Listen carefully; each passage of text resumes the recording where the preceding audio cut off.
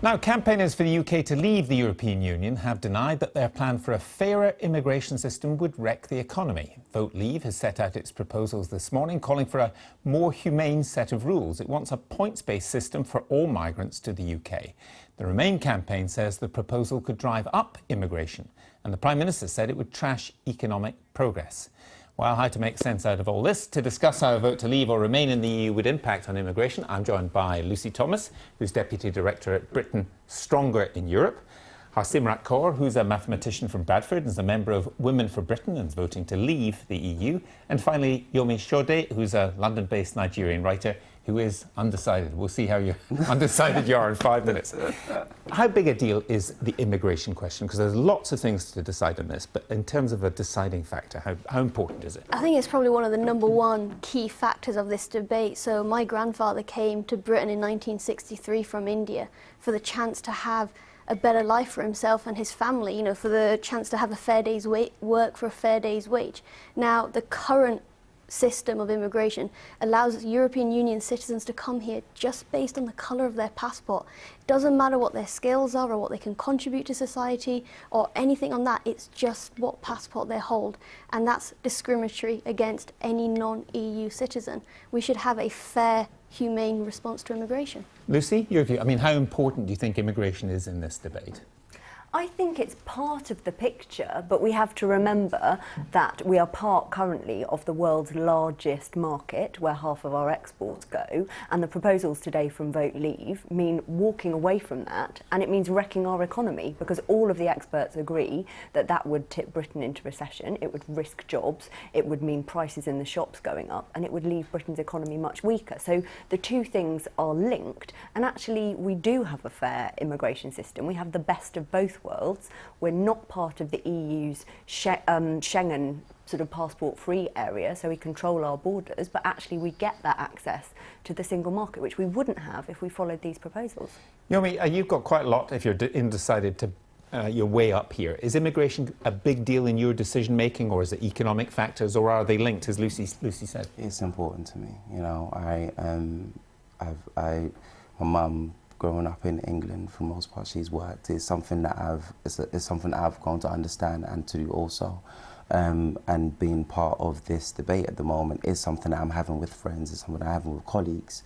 And I think there is key importance here in regards to understanding both sides in terms of whether you're in or out. It's not a case of deciding based on a fear, for example, but being part of this active debate and discussion to then find your way to eventually vote through this time. Harsimrat, one of the groups that's not been touched in this but would be affected by it would be, I'm told by the El País correspondent here, there's 800,000 British people in Spain right now, many of them elderly, and he says in Spain they will be considered a drain on their health service. They will have to come back, so will others from France. So, in other words, what would be the plans to look after all those British people returning? But it's like Lucy was saying, we're not part of that Schengen process at the moment, so there's a lot of countries allowed to move to Europe and European countries. And British to move abroad. And British to move but they abroad. would have to come back, is my Not suggestion. necessarily. Because you think the Spanish would be quite happy to keep them there if we kicked the Spanish people out? Sorry, but we're not kicking people out at all. Because some Leave campaigners have said they would want to introduce visas in order to implement what Vote Leave is suggesting today. You implement visas, and that's a two-way street. The Dutch Prime Minister has today said, if you do that, we'll do that too. And that free movement, those Brits, as you were saying, who can then go to Spain, suddenly that isn't possible, and then you're cutting off opportunities for young people to move around Europe to study and travel, and older people to go and retire. This is the beauty of leaving the European Union, because then we, as the British people, can determine what we want, whether we want it to be a visa process or a points-based process.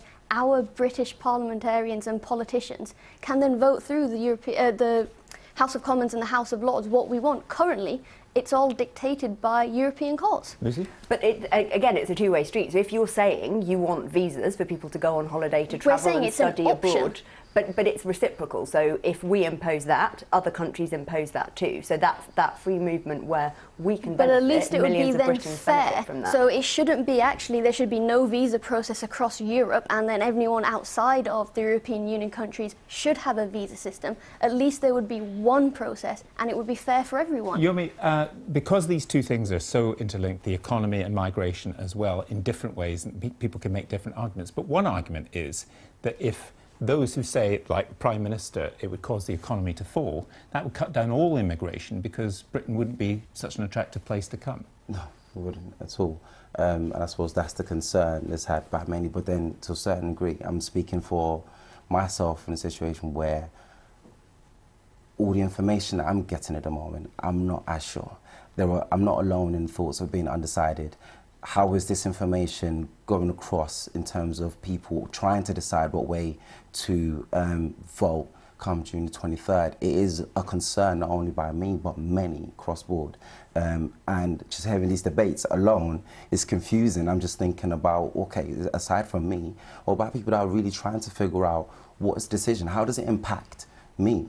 You know, I had a friend that actually said, you know, I'm just going to sway wherever way the wind blows, that's just it. And I'm thinking, you know, that's very concerning that you should actually be actively playing a role, but instead you're just going to stand by and whatever happens, happens. And I think there's something worrying there in terms of how is this information going to be carried across for people to fully understand what decision to make. A brief word from both of you. It's Go really ahead. interesting, actually. You mentioned the Prime Minister. Now, any negotiator going into a negotiation situation is not going to come back and say, actually, you know what, I failed. Of course he was going to back Remain. Of course he was going to bring out all these scare stories of economic crisis and World War III. But actually... Isn't uncontrolled immigration a scare story? Yeah, absolutely. Uncontrolled immigration is both sides are playing these scare stories. It is a scare story, but that's not what we're talking about. We're talking about it not being a fair and humane process. There are extremes on both sides of the argument, don't get me wrong. But the most important thing is everything has to be fair and it has to be humane. Lucy? Last chance to convince. Yeah, sure. I think if we haven't done a good enough job, I think see what the experts have said. So today, the Trade Union Congress, who represent all the trade unions, have said that wages would go down by £38 a week for people because of that economic damage, that jobs would be at risk. The OECD has also said today that our economy would be damaged. So just look at actually what that whole range of experts have said if you don't want to listen to the campaign. And I think the overwhelming weight of that opinion all agrees it would damage our economy and leave people worse off. Well, we'll have to leave it there. Maybe we can get you all back and see what you actually do, because I'd be interested. Lucy, Houston, Rat and Yomi, thanks very much. Thank you. Thank you.